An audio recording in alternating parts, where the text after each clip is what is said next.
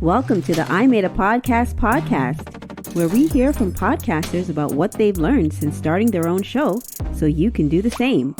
And now, here's your host, Chris Creary. Hey everyone, welcome back to another episode of I Made a Podcast. I hope that you're having a good day. I sure am. And I'm grateful that you are here listening to another episode.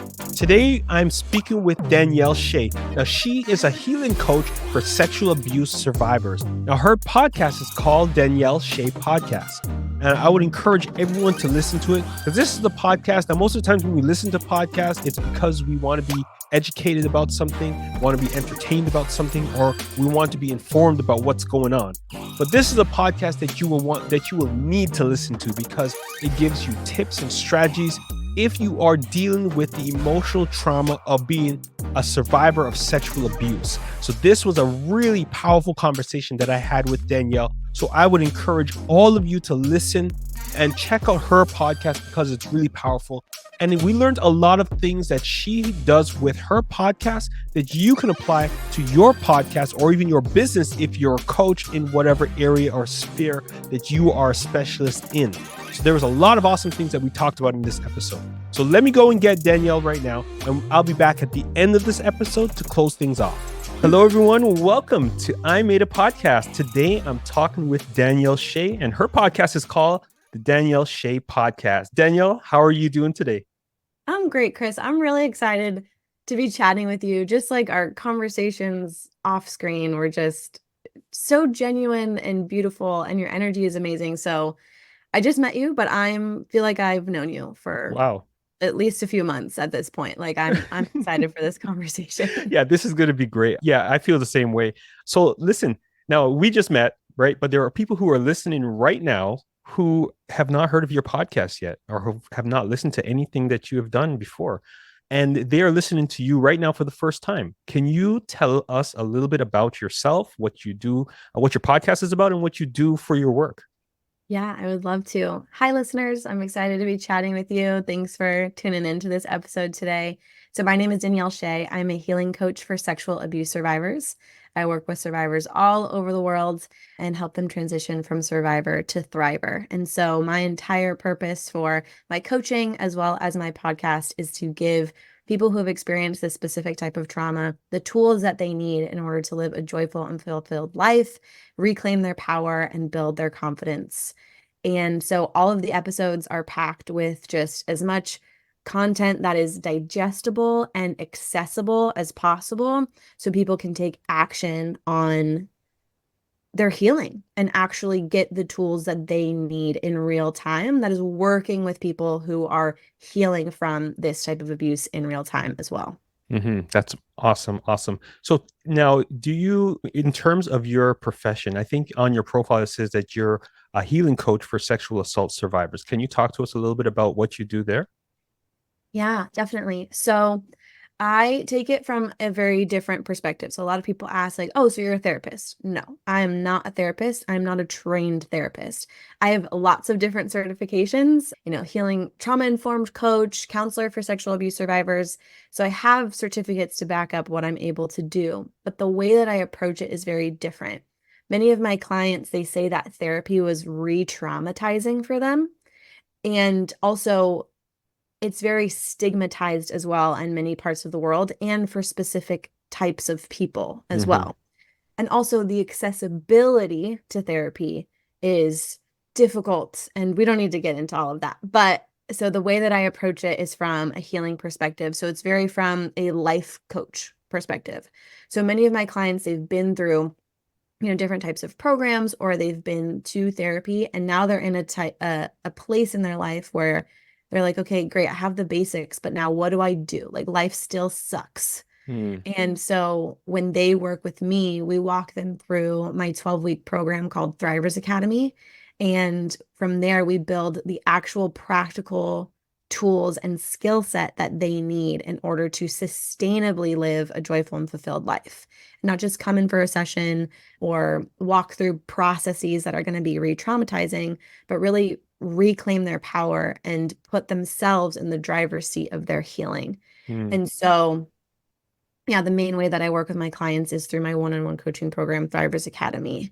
And we walk through things like how to build your support system. What does it mean to heal your body, your mind, your soul, and really integrate yourself from a holistic perspective rather than just walking through things that might be happening in your mind, because trauma lives in the body. And so things like somatic healing and breath work and meditation and all of those skill sets in an accessible, digestible way. So you don't feel bombarded with, oh my gosh, I have to learn all these things. And we do it at your own pace, at your own time. Wow, that's so powerful. Now, I recently read a book. Let's see if I can remember it. It was by Dr. Benjamin Hardy, and it's called Personality Isn't Permanent.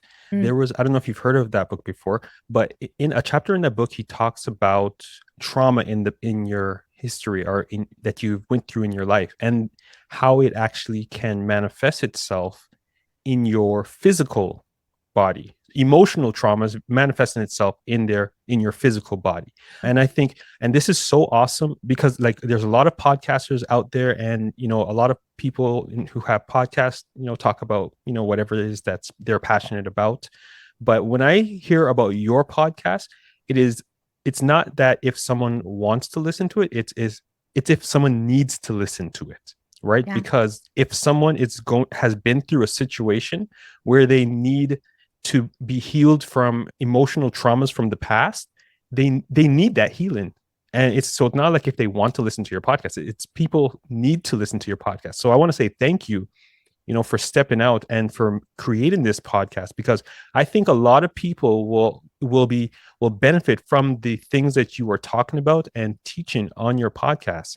Now, I'm just curious, what was the thought process that you took when you decided to start a podcast? So I know you mentioned that you had certifications and everything to become a healing coach for sexual assault survivors, but what was the light bulb moment or the decision that you made to say, hey, you know what? I'm going to start a podcast and start talking about this topic on my podcast. What was that thought process like?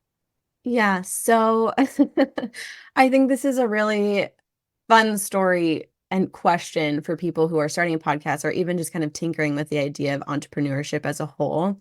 So I didn't know what I wanted my business to be. I'd been an entrepreneur before. 2020 hit, I closed my first business. And, for various different reasons, the main reason being I didn't want to create myself a job. And any way that I needed to pivot in that business was going to be a job and not a business. So I decided to close that. And then I was just kind of sitting there. I didn't know what I wanted to do and how I wanted to transition. So I just started taking some courses, and I ended up taking a speaker training course. And in that course, I got this like download that was like, you need to tell your story. It's time to tell your story. And my visceral reaction was, hell no, not about it. We're not doing that. I can't help people. Like, I don't want to tell my story. Like, this is no. And then I sat with it and went, okay, that's fear. That's ego. This is actually something that we need to do. And so the business was born and just started slowly building it, creating content. I am someone who really enjoys being, in the center of attention. And so a podcast was something that felt accessible to do with the way that I personally am as a human being. So I like writing and I like doing that too. But I find that when I can be in communication and in connection and relationship with people, that my skill set and the things that I have to say shine a lot brighter. Uh-huh. And so podcasting just felt like a nice, beautiful addition into the business to get content out there that is so important for people, to get content that's in an accessible way to people, Right. again, all over the world and underprivileged communities and communities that have stigmas around, getting this kind of support. And so it just felt like a natural progression to continue into podcasting based off of the content I wanted to get out there and my personality. But how everything started was just a big like, hell no, I don't want to do that. And then as I embraced, again, my authentic self, my authentic message and telling my story, everything just kind of fell into place. Mm-hmm. And so podcasting is something that I enjoy doing. Even if I get behind on episodes or, because I do all of my own recording, but I also do all my own editing. And I'm like, I need to get an episode out next week. Otherwise, I'm going to miss one. It's exciting for me to do. And I look forward to the work in doing this, where I don't find that that's true for other mediums. Yeah, that is so powerful. Now, and again, as you're talking, I don't know, I'm going to reference that book again. Personality Isn't Permanent, because there Yeah. was so much powerful things that were mentioned in that book that you touched on. And one of the things that the author writes, he says that when we go through those types of traumatic, life events that may scar us for a long period of time, the perspective that we need to have concerning those situations is that it didn't happen to us, but it happened for us. Yeah. So we can actually use those things. We can't change the past, but we can actually use those things, as we go forward. And it's good to hear that you are taking the thing to your own story. And it's funny how it works. Like some of the things that we kind of run away from, first of all, that we don't want to do, where it's no, I'm not going to do it. No, those things are more than likely the things that actually we need to dive into more. And then once we actually step into it, we realize that it was more than we actually bargained for, and it's what is so much more of a blessing, for yourself and for other people. So for those people out there who are podcasting, and you may have a story, of whatever that you went through, if you don't think it's can benefit someone else, chances are there's someone else that needs to hear your story, and you have a story to tell. And podcasting is something that is like so simple, right? And I know people who are podcasting, or before you started podcasting, Danielle, you may have been like, well, how am I going to start a podcast? What's the first thing you need to do? And we can talk about that a little bit later, but it may seem like it's a lot before you start, but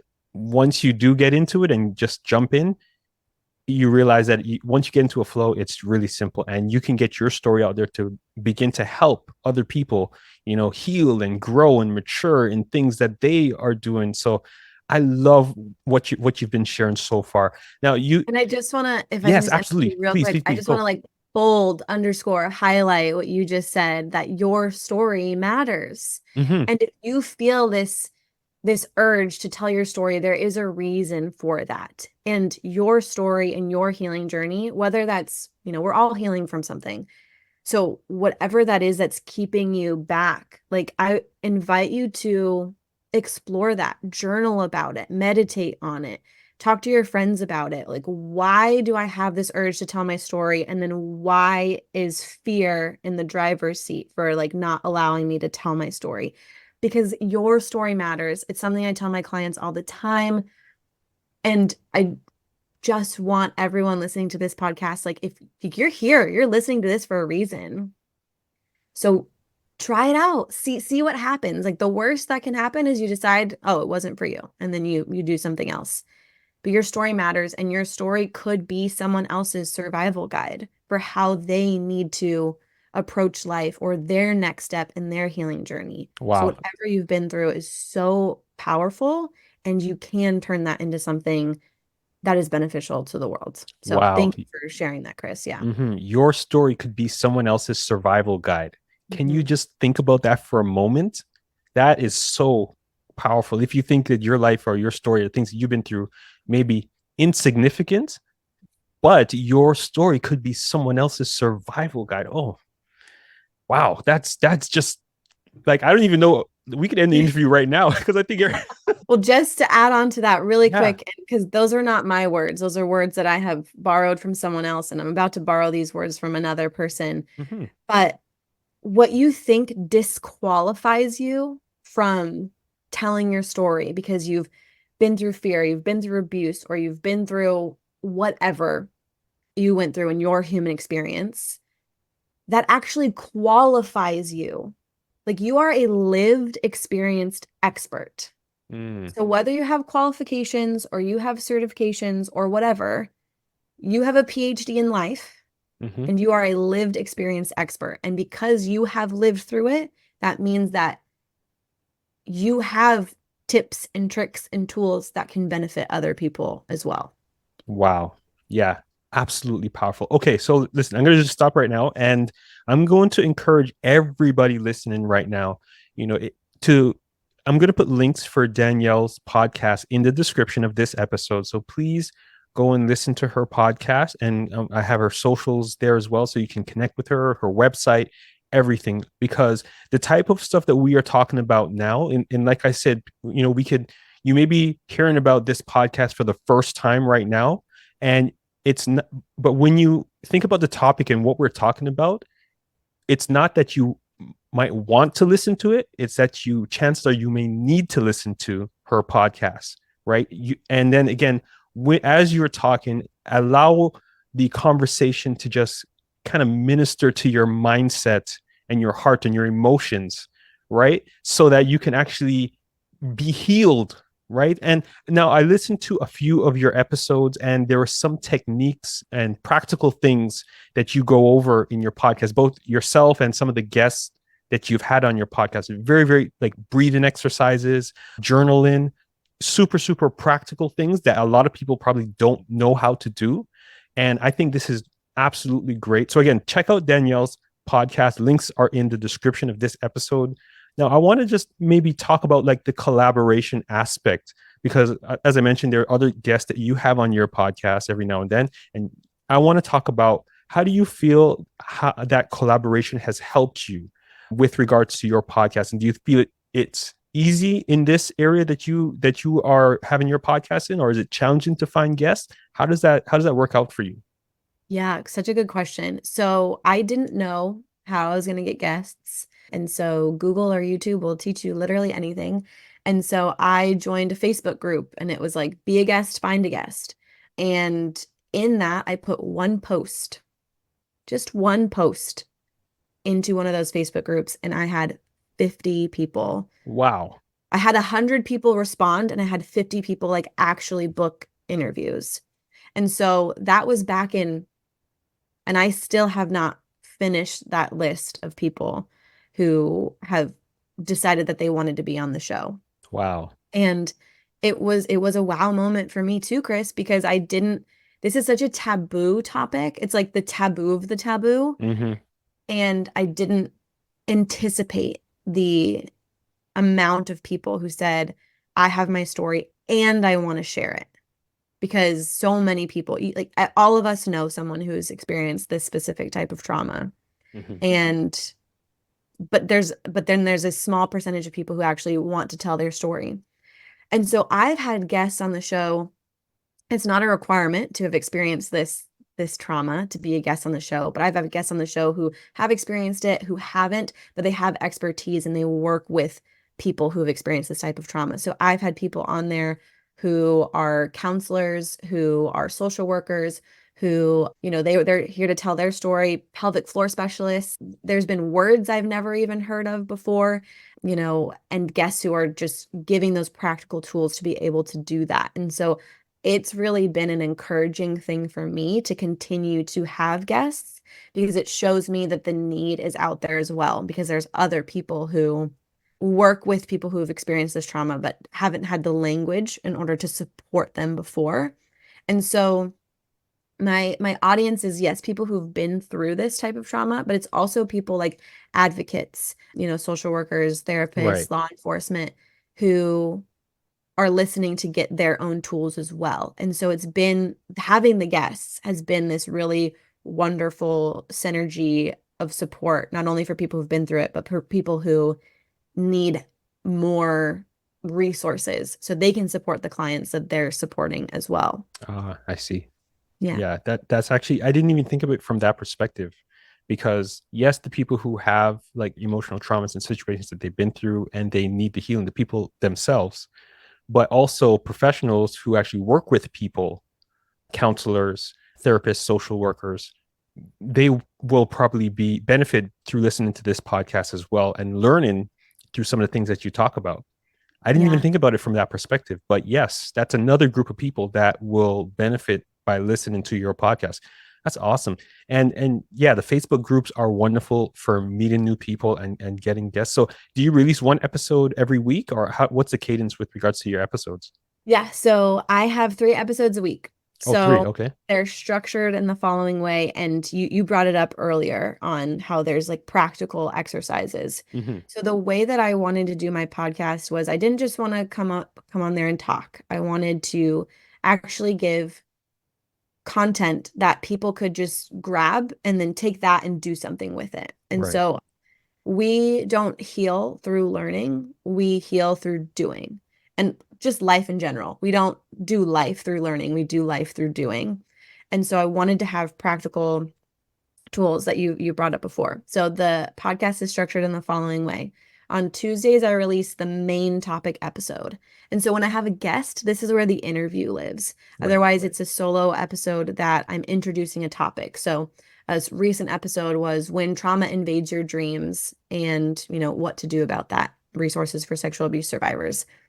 And then on Wednesdays, or I'm sorry, on Thursdays, I release another episode, and that's a meditation episode. I'm a meditation and mindfulness practitioner and teacher. And so meditation and mindfulness is something that's so important for this specific type of trauma to help reconnect to the body Hmm. and to kind of detach from the mind, not disassociate, detach. So you can kind of observe what's happening and begin to process what's going on. And then on Saturdays, I post a journaling prompt episode, and it's usually 5 journaling prompts. And they're again related and tied back to the other episodes that we've had that week. So for the When Trauma Invades Your Dreams, we had a dream exploration meditation. And then the journaling prompts were related to things that you experienced in that meditation or things that we discussed in the main topic episode. And the purpose of those journaling prompts is to help people develop their self-awareness. Because when you are not self-aware, then it's very difficult to make decisions. It's very difficult to even know where to go or what to do. But the Hmm. second you understand yourself and what you need, you can begin to recognize, like, okay, do I need to get support in this way? Or do I need to, live my life in this way? And you can make decisions super quickly and they feel right and correct. And so you're actually able to move forward quicker when you have that developed self-awareness. Wow. And so that's why I have the podcast structured in that way so people can go, okay, I've learned, and now here are things that you can actually do to apply right now with the education that you've just got. Because for many people, these topics are very new. And so I try to explain them in a very digestible, accessible way. I use those words all the time, but so that they feel simple, so you feel like you can do it. Wow.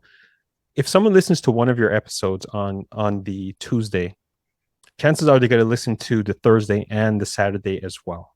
Yeah. By you doing that, it actually causes people to become long-term listeners of your podcast, not only listening to just one episode and disappearing after that, but they actually listen to one to do the practical application of that step, then listen to the next one, and then the following one, and then each one builds on the next.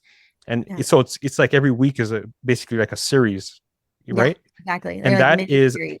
yeah. So I think that's like maybe other podcasters out there can probably take something from what you said and apply it to whatever area that they're in.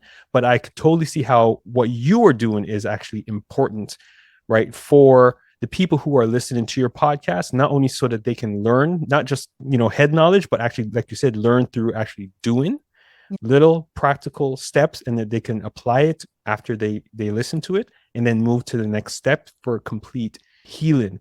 And I think one of the challenges that people have sometimes, especially when dealing with emotional traumas, is whether a lot of people just suppress those emotional traumas and not deal with them and think that they're okay. Yeah. But you have to deal with them in a healthy way, because as I mentioned at the beginning, they just will show up physically in your body some way or somehow, like if you're not sleeping well because of those undealt with emotional traumas. I don't know if you have any insight on that, if you I want to do. share. Yeah. Chris, I specifically want to shout out to the men out there. So just just real quick, I'll try to keep my soapbox very short. But one thing that I always talk about with my male clients, and people are always shocked that I work with men, but 100% of my clients last year were male and or identified as male. And Wow. that's because this type of trauma, it is not a gendered experience. It does not discriminate based off of any kind of thing, gender, race, your location, your age, none of that. And so exactly what you just said, when you suppress that emotion and think that you're fine, like truly you're not, and you are just surviving at that point. And if that's what you need to do, that's totally fine. My goal is get you to thriver mentality, especially my male clients. And I want to just say something really quick to you. You have emotions. They are important, and we have emotions for a reason. Like our bodies need to process through those emotions. I'm not going to go into all the science or the logic, but it does exist and it is there. And what I just want to say is that to my female clients, we have female privilege in the sense that we can experience every single emotion except anger. We're not allowed to be angry. Women cannot be angry based off societal norms. Men can only experience anger. So if that's the only emotion that you've been allowed to express in your life, you are not getting the full experience of life, but you're also not getting the full experience of yourself, right? Because there is sadness and there is grief, like when you've experienced anything, but especially this kind of trauma of losing your innocence, losing your power, like so much goes into this. And so as you going back to what we were talking about before and tell your story, you do need to explore that self-awareness and those emotions, because then you can understand, okay, why do I actually feel this way, and make a plan to do that.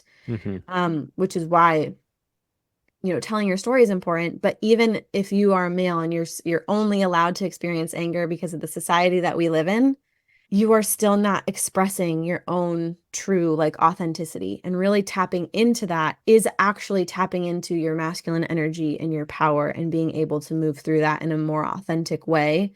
That's just going to support you. So if you're someone who's experienced this trauma and you want to go podcast, right? Like working through your emotions and not suppressing that is going to make your show just better. Wow. It just is, because you are going to understand how to approach yourself and your guests with a wider variety of life experience and humanness. So good. So good. Oh, I didn't even. Okay, this is the second time that we could end the episode right now, and it would be so awesome. Oh my goodness. Yeah. So yeah, mic drop. So listen, everybody, please go and check out Danielle's podcast. Like you hear the wisdom that she's sharing. I would encourage everyone to go check it out. Whether you think you're fine or whether there's an issue, please just go listen to her podcast and allow that process of healing to begin, in your life through listening and applying those little actionable steps, that Danielle mentioned. Oh, so wonderful. So wonderful. Now, about your podcast, what are some of the ways that you promote your podcast? Because I know one of the challenges that all podcasters have to face is how to find listeners. How do we get people to listen to your podcast, right? What are some ways that you promote your podcast? So I'd like to start by just saying we all need to get over ourselves and get out of our own way. So when I first started my business, just with anything, marketing seems so daunting, and people don't want to sell because it feels sleazy and all of that stuff. Now, you were pointing out how every week is a mini series. And it just happened to be that way. And it happened to be really good for the show and for longevity of the show, because I'm providing value first, right? Like the thought process for why the show is that way is because I saw a gap in my marketplace. I wanted to fill that gap. And then I saw a gap for how my clients were actually participating in their healing, or how even I was participating in my healing. And noticing, okay, they're not doing enough action to actually see results. Let's put action into the show. And so because you are approaching it from a content value added perspective, that just automatically adds to the longevity of the show, right? So you're not trying to do any tactic. You're not trying to do anything. You're just trying to provide value. And I think that your show is doing the exact same thing, right? People come back and listen to it because there's little nuggets for how they can make their show better. Right.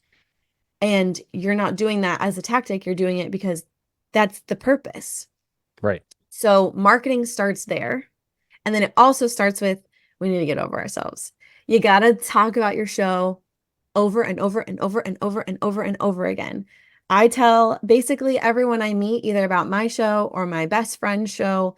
And it's because I'm excited about it, but also because you never know who's going to need that kind of support or that kind of information. Or they might know someone who knows someone. So getting over yourself, just talking about it, like do that out in the wild. And then marketing online. So I do several different channels, but make sure that you're looking at your analytics. Like I was posting on Instagram and Pinterest and LinkedIn and Facebook, and I was kind of ignoring Facebook until my analytics said, oh, most of your listeners are coming from there. Great. Now that pops up that. But I get most of my guests from LinkedIn. So I also need to keep posting on LinkedIn. Like besides that one Facebook post that I put in, the rest of my audience that I get from my guests is from LinkedIn. So, okay, now I post on LinkedIn and now people want to say, oh, I want to be on the show. And so when people want to be on the show, I also make there be like they have to share the show with their audience as well. And so you're leveraging all of these different pieces. So word of mouth, you talking about it, having your guests when you're interviewing them, having them, send it out to their email list or post it on their social media and tag you in it so you know that that's completed, but also so that builds other followings as well. So if they're posting on Instagram and they tag you in it, then you might get some followers from that as well. And it's nice, they're benefiting from getting that social proof because they've been on a podcast, and you're benefiting because you are now other people's audiences are seeing you as well.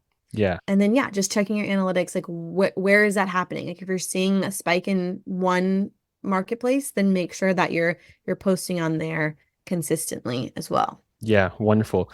Yeah, the analytics portion that you mentioned just a moment ago, I think that's really key that we pay attention to where you're getting the most traction or engagement. And if you see something that's not working, maybe discontinue, doing work there, or put less effort into promoting there and put more effort into where you're getting your downloads, because everybody's audience. So for example, if you have a business podcast, right, and it's for, leaders of organizations, LinkedIn will probably be a good place for you to post your podcast episode versus on TikTok, right? You probably would get more leads that way. But if you have like a sports podcast, you probably want to post more on maybe Facebook and Instagram in opposed to LinkedIn or Pinterest, right? Yep. But yeah, and one thing that if I always say this when I get to this part of the interview when it comes to promotion, but you mentioned it in your way, which is absolutely right. I'm going to say it in my way. It goes like this: if you don't toot your own horn, there's no music. So you have to be your own, you have to be your own band, and, go out there and tell people, because you're proud of what you're doing and you believe in what you're doing. So you go out there and, find where your people are that your podcast is made for. And, go out there and tell people that this is what I do. I know it will help you. Here, have a listen. Right. And that's it. So toot your own horn. Don't let imposter syndrome or fear keep you from, promoting what you do. Go out there and tell the world that you have something great and it will help them. Yeah. So Danielle, let me ask you this question. If I had superpowers, right, I can change one thing about podcasting that you hate. One thing about podcasting that if you tell me what it is right now, Danielle, and I will make it disappear for you, what would that one thing be? The first thing that came to my mind was the guest experience. So I think that, and we talked about this a little bit before, I think that the way that you have a good show, if you have a guest, because we're thinking about the quality of content, is you need to make your guest feel welcome. You need to make them feel comfortable and safe, because you guys are having a conversation, and you're also kind of having this conversation like with a bunch of people that aren't actually in the room. Right. And it's just, it can feel weird and it can feel odd. And then I think that the how you present your show needs to be accessible for your guests. So when we first started talking. I was like, I trust you. Like, I'm here. Like, let's have this conversation. You did your homework. I love your energy. It feels like I've known you, right? So we were able to build that rapport super quickly because of how you structured, the way that you informed me where I was going to get the link to come on here and the email sequence that you had for your guests, right? Because that's still marketing, you talking about your guests. And if your guest doesn't want to be on the show, like, they're allowed to say no. And also, if your guest didn't like the show, they're not going to share it. True. So I've gotten a lot of really good feedback for the way that I structure my guest experience. And I wish that more people did this, because I have said no to being on podcasts because I was like, I don't trust the way that you're going to present this, or, it doesn't feel like you're actually invested in the conversation. So the way that I do it is I have a form that everybody fills out. That's how I know that they want to be a guest, and has like 10 questions on it. And in one of those questions, it's to book an initial conversation with me. And in that initial conversation, we do not record. We just talk about, what is the show? Why are we talking about this? And we get to know each other. And consent for my entire business is absolutely huge. And so I put these barriers in place to make people feel safe, but also to allow people to know that they are in control and they can leave at any time. I'm like, if you want to hang up on me right now, you can, because you're in control right now.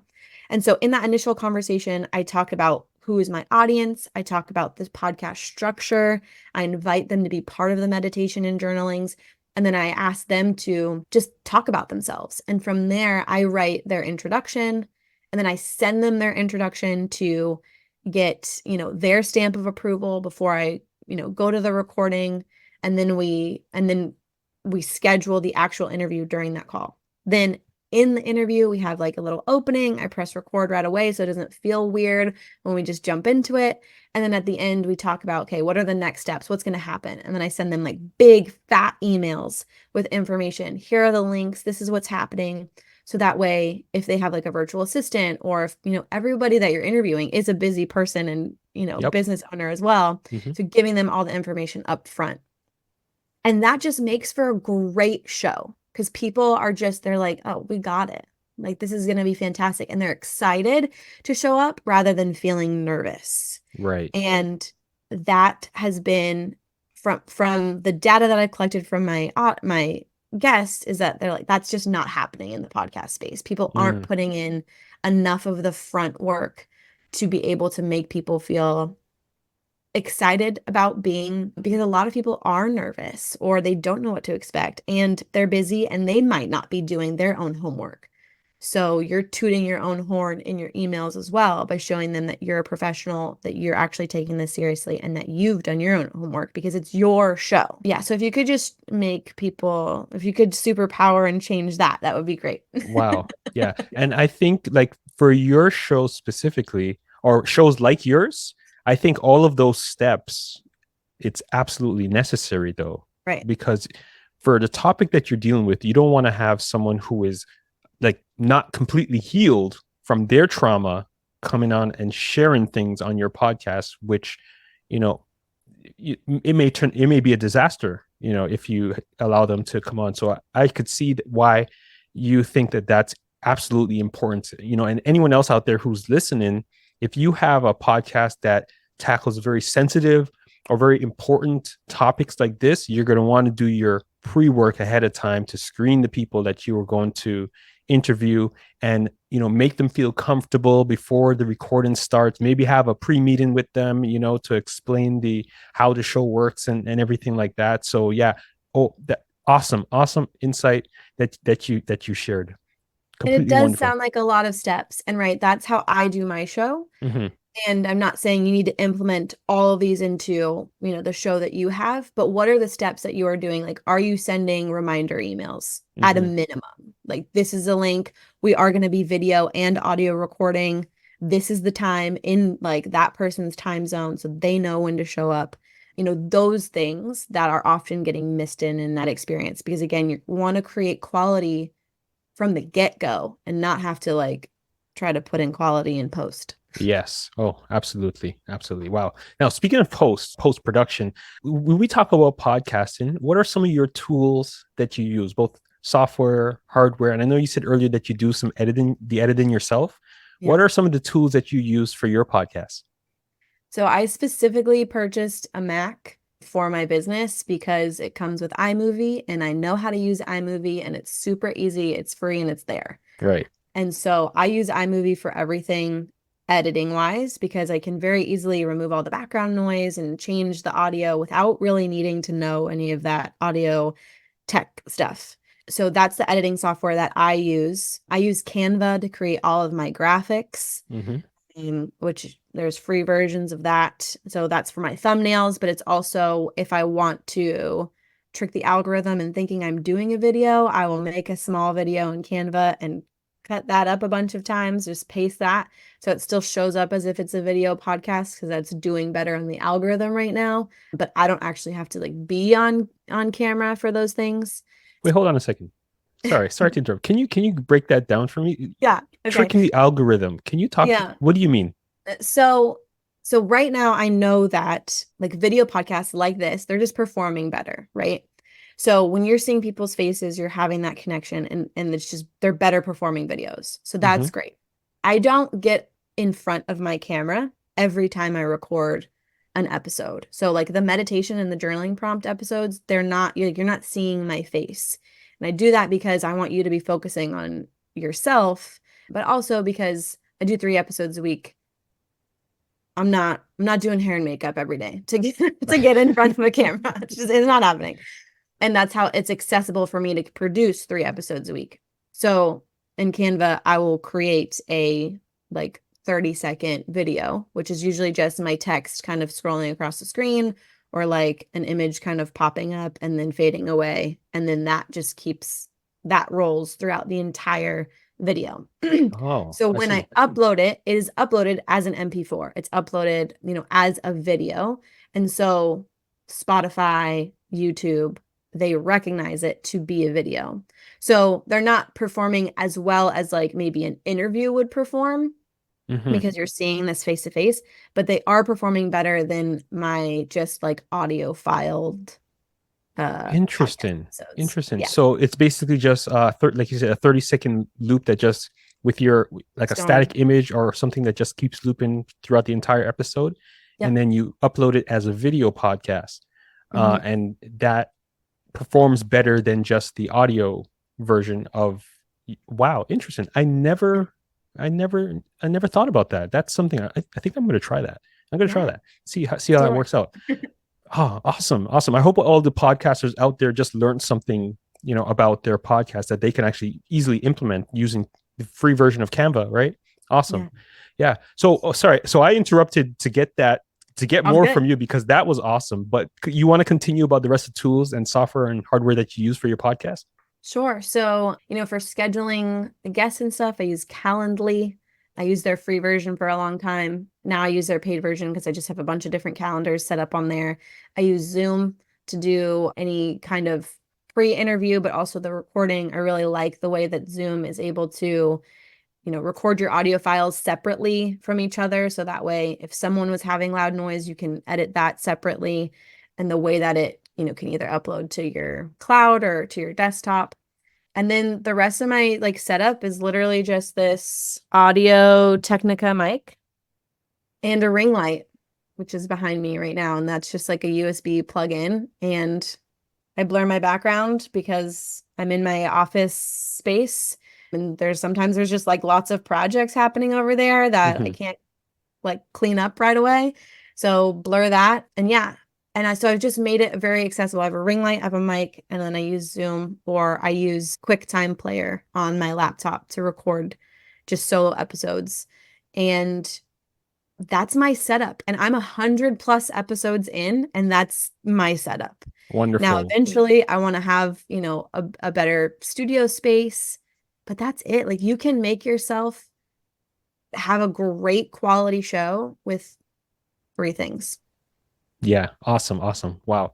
So I'm encouraged by this episode, and I'm gonna do some research into that video thing that you mentioned with putting things on loop. That's something that I'm gonna check out. But your Hopefully it setup works. though, yeah, your setup is like super simple and it works for you, right? I think the Audio Technica mic is that the USB one that just plugs straight into so it just plugs straight into your laptop, and you're good to go. You have your MacBook there, and you're good to go.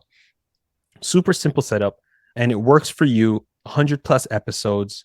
Wonderful. So we're just about to wrap up, Danielle. If you have one last piece of advice for podcasters out there, what would it be for them? I mean, this is so cliche, but just start. Just go back to the content that was in this episode of your story matters. That can be someone's survival guide, and just start.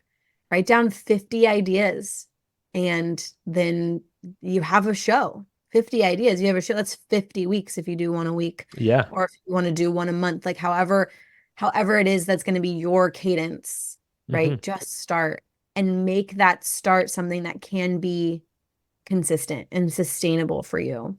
You don't have to do your show like anyone else's show, right? Like you really don't. What is going to be accessible and attainable for you to do, so that way you can be consistent, it can be fun, and it can be the show that you want it to be. And then just go make it. Make it happen.